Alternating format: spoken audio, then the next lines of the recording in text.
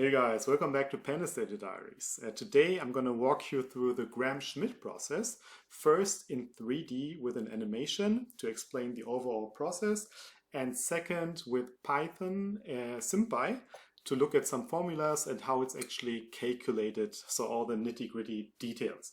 So let's first start by looking at the animation. We start out with 3 independent vectors in 3D space. They span the entire space. We then fix one of the vectors, u1 over here, and we project v2 onto u1. Then we subtract the projection to get this right angle here. You see u2 has now moved here, and we do the same for the third vector. We first project it onto u1, the one that we fixed in the beginning, and we get this right angle over here. We shift it over there, and here's right angle, so these are already orthogonal. And we do the same, project it onto u2, remove the projection, so it will move over here, and these are also orthogonal now. So we have all of these vectors are orthogonal. So this is also symbolized by this cube over here. And the last step is we divide them by the norm to get to the orthonormal vectors. So at the end we want to have orthonormal vectors with unit length 1. And all of them are orthonormal at the end. So really big shout out to the animator. I will post the link to the animation on Wikipedia. It is in the public domain, so I was able to reuse it. Check it out. It's awesome to understand this process in a visual way. So let's go back to the Jupyter notebook. And over here, we will run through this process now with the formulas in SymPy Python. So first step, as always, is to load the libraries and do some initializations. And then we already load the vectors, 1, 2, 3. These are just some sample vectors that I'm using for this example. And what we do then is, to make the process easier, we define a function that actually does the projection of vector v onto vector u. So this is basically the formula. It's v dot u divided by u dot u times u. This is the projection matrix that does this projection.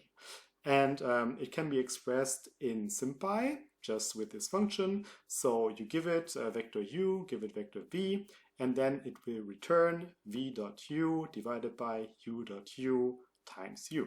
So this is just the same as this expressed in code. And this makes the process easier because we're going to reuse this function a lot. And then the first step is to create the orthogonal basis. So the part that Gram is responsible for, Schmidt is actually just doing the last step of the whole process. So we're starting with the orthogonal basis. So we fix u1, which equals v1. So we just pick one of the vectors and decide that this one should be the one that we use as our basis, where everything is supposed to be orthogonal to. And we pick u1 as a convenience over here. And then we compute u2. So that is the step that we showed in the animation before. So let's have a look at it again. So that was this part. We have u1. We project v2 onto u1, get this right angle over here, and then we subtract the projection to get u2. Moving on, so we have this projection over here, and we then subtract the projection over here, so projection v2 onto u1 to get u2. That is this process. And we do the same for u3. So again, let's look at the animation.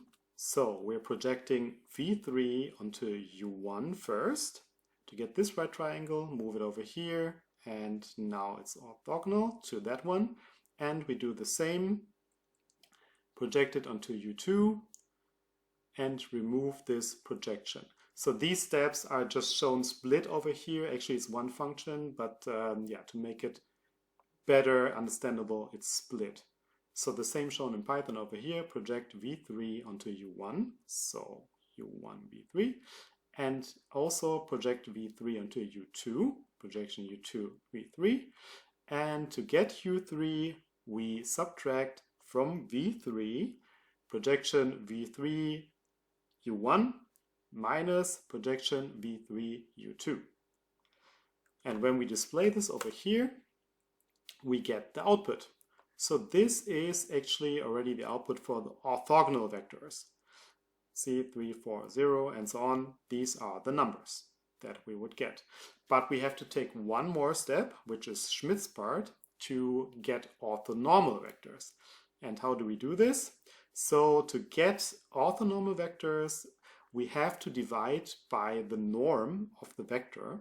And the norm of the vector, or the length of the vector, if you don't remember, is calculated as such. So you have u1 squared plus u2 squared plus u3 squared, and you take the square root of this expression, and you get the norm.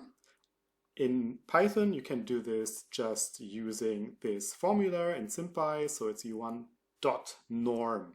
So this is the function to do this process.